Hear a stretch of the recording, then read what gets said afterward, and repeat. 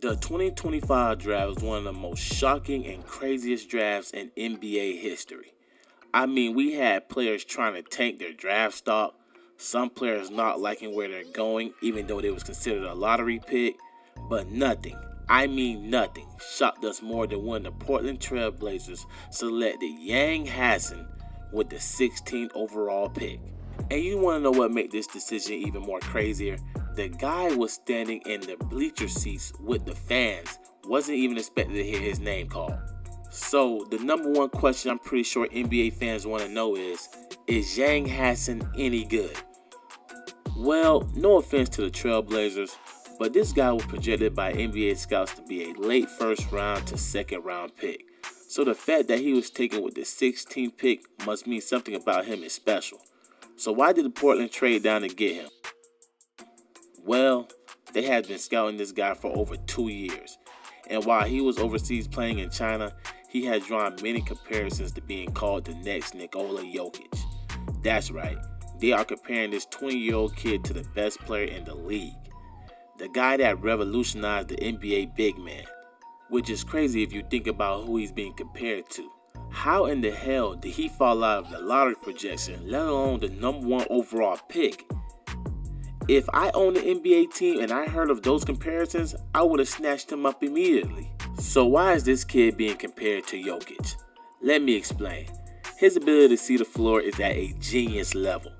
To see the cutter while the game is playing at a very fast pace, having big bodies all around you, having defense shift everywhere is a very hard thing to do, especially with your back to the basket. Most NBA point guards who are really good at passing normally be at the top of the key watching everything unfold. But not Yang.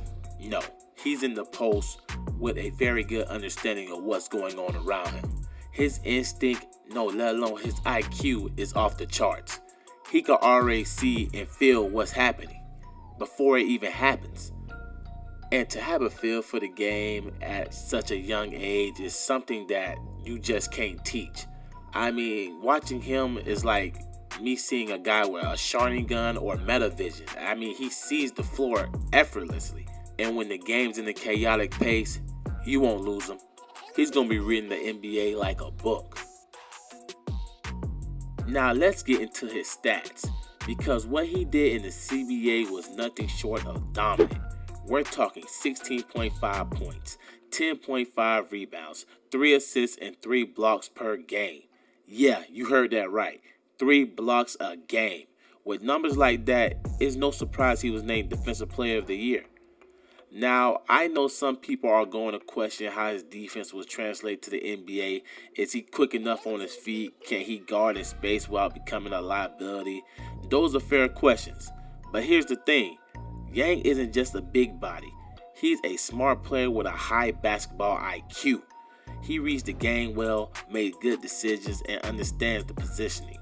That alone will help him adjust quickly to the pace and spacing of the league. Now, offensively, a lot of his production came from the post, and let me tell you, he got a solid foot for a guy that's 7'2", 250 pounds. He's tough to move off his spot, and if you try to body him up, good luck. He'll make you feel it. But what really makes him interesting is the growth in his perimeter game. Don't sleep on that jumper. In just 2 years, he improved his three-point shooting from 22% to 33%. That's a 10% jump, which shows he's putting in the work and evolving his game. And if he continues to keep developing and adapting to the NBA style, we could be looking at the future face of the league. So why did the Portland Trail Blazers draft a guy like Yang Hasen? Some scouts say he still have a few question marks, and it might seem like a gamble on the surface, but if you look a little deeper, it actually starts to make a lot of sense. Portland just moved on from DeAndre Ayton, a player they once hoped could be a core piece of a rebuild. That experiment didn't pan out the way they wanted it.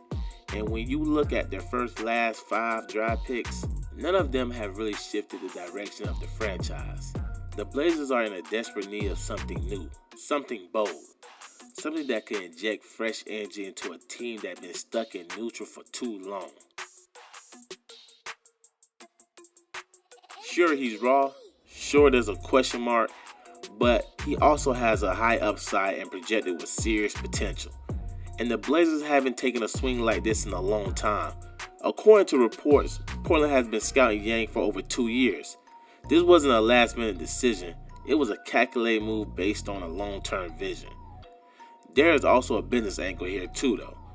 Basketball is the #1 sport in China, and the fan base is massive. Yang presence could open up a whole new market for Portland.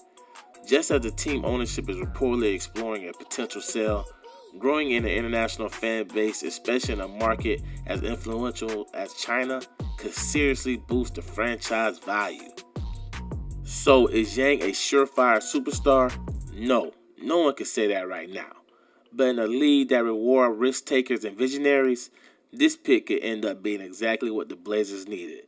A fresh start, a global reach, and maybe, just maybe, a future franchise cornerstone. Now let's be real. His development isn't going to be a walk in the park. There's areas of his game that need serious work. Defensively, he struggles outside the paint, and his lateral quickness isn't where it needs to be to guard NBA level wings and guards. But the good news is, those are the kind of things that can be improved with time, rep, and strong coaching. Then there's the free throw shooting. He's hovering around 67%, and if you want to be a star in this league, that number has to climb. But here's the thing, his shooting form actually looks solid. He's not dealing with a broken or awkward shot mechanic that plague most young players. That clean foundation gives coaches something real to work with. Now let's address the athleticism concerns. Some critics are saying that he's not explosive or flashy enough to make it in today's NBA, but that take ignores history. Look at Luka Doncic. Look at Larry Bird. Neither were elite athletes by NBA standards, but they dominated the game through elite skill, footwork, timing, and off-the-chart basketball IQ. Hasen isn't trying to jump over anyone. He's trying to outthink them and outplay them. So no, Yang might not come in and light up the league from day one. He's going to need time, patience, and the right environment to grow. But the foundation is there. Good form, strong instinct, and the potential to be a high IQ difference maker. If Portland plays this right, they could be developing something special. From a business perspective alone, Hasen Yang should have been a lot for the lottery.